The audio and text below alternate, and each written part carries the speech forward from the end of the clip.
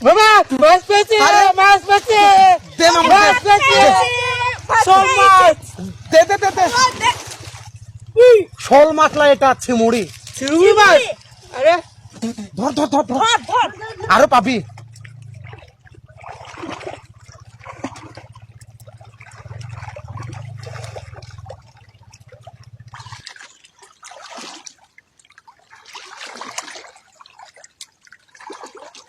এই রাহুল ইনতাজুল তো একটা ছিমুড়ি মাছ ধরে দিল তা তুই একটা চ্যাং ট্যাং পাচ্ছিস নে ভালো করে হাতরা কাটার ভিতর হাত ভর